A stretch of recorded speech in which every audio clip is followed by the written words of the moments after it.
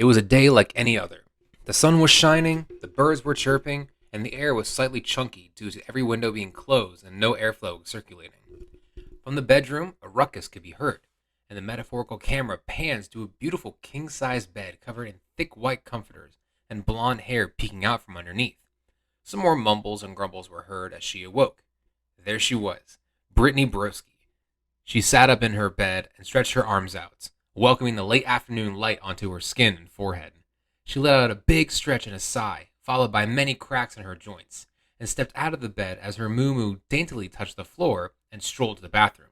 She looked in the mirror and tried to detangle the knots and the extensions being basically intertwined at this point with her hair. It would have been better off chopped off. But after minutes of struggling, the knots were gone and the hair was saved.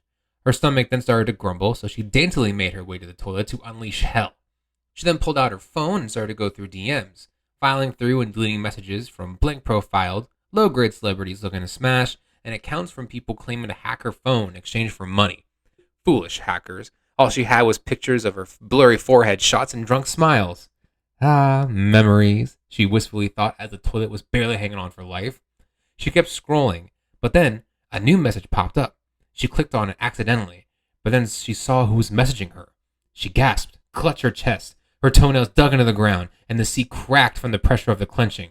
She then let out a blood-curdling screech, a screech reminiscent of a teenage believer and a One Directioner in their prime, shattering everything within a 2-mile radius. As the fire department and the police were leaving, as every car and fire alarm was set off by a scream, Brittany sat on her bed trying to digest what to do with this DM exchange. The conversation was short, but he wanted to meet her and get to talk to her. She didn't know how to react. She wanted to make some TikToks about it and let her tween girl rage online, but she didn't know if that message was sent by him or just his team. She already had a full schedule of appearing on podcasts and bringing in views to their channels. She was to film yet another collaboration between her and Trixie Mattel, as well as other company obligations. But this was an opportunity she can't pass. She made a few calls from her shattered phone and cleared her schedule so she can get to him. She then began to tear up her closet, trying to find the perfect outfit. You only get one shot at to see him and impress him, she said to herself. Don't fuck it up. She pulled out outfit after outfit, but nothing fit the vibe. She stepped in front of the mirror in a shiny dress with boots up to her knees, but she said no. She then pulled out a nice oversized t-shirt and shorts combo with some Vans, but that was a no too. Her closet was basically empty by the time she created the look. She stepped in front of the mirror in a t-shirt sporting Texas. She got some comfy jeans that hugged her curves and gave her some room to drop it to the floor and steal any free samples if they were available. Lastly, she put on some sensible shoes because she had to walk too far. She didn't want to spoil the moment by having her tootsies hurt. She sent a picture to her paramour, saying she was ready and heading out to see him, and then hopped into her Uber Black and began her journey to her man.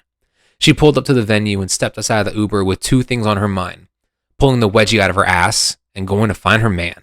She walked up to the gate, surrounded by other fans of him, and started to get nervous. He didn't just invite me because he wanted me to help boost his numbers at his concert, she wearily thought to herself.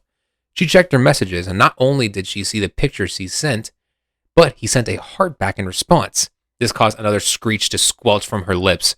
Hundreds of fans cried in pain as their ears started to bleed, and concerned security were calling for backup. Luckily, this gave her a chance to get through the checkpoints quicker and make her way to the venue. She walked into the venue and stared at the big stage. She got there just in time as the no-name opener no one cares about just wrapped up. Thanks for having me, they said. My name is... Yeah, no one really cared. The time has come, though, and he began to walk onto the stage. She could hear people start to scream, but it was all going quiet to her as he approached the microphone. He cleared his throat, tuned his guitar, and asked, "Are you ready?" His accent was as thick and beautiful as his hair. He raised his guitar pick in the air, and she could feel the air leaving her chest, and in harmony, the sound of the strum and her screaming of his name rang loud and clear through the building. Hozier! She screamed with both love, admiration, desire, regret, desperation, confidence, and indigestion because the Uber did not have the best snacks. The concert went by so quickly, she didn't remember anything at all as she gazed into his brown eyes, seeing his gorgeous brown hair sway in the wind and hearing his sultry voice. It was a hell of a concert, and she was sweaty and tired from singing and screaming and dancing, and her neck ached as she had to keep looking up constantly at the 6'6" man of beauty. After the high wore off and the other sheeple were funneled out, she received a message on her phone. Come backstage, it said, with a heart and a devil emoji. Brittany read that and got full body shivers, like she ate a peppermint patty and ended up on a mountain for some reason. She began to walk to the stage where the guards led her through the halls and the venue, and then she was outside of his door. Her heart was racing so fast. Her hands were trembling as she was reaching for the handle. She had to take a deep breath to realign her chakras. She then grabbed it and opened it to see him, standing there looking majestic and beautiful. The tears were forming in her eyes as she looked him from floor to ceiling. His casual attire, the fact that he was just drinking a bottle of water, and his hair was pulled back into a basic ponytail had got her going wild. Before a word could be muttered, she slammed the door closed. She jumped on her man. The noises, creaks, cracks, and commotion were accustomed to the noises you hear when two Sims woohoo.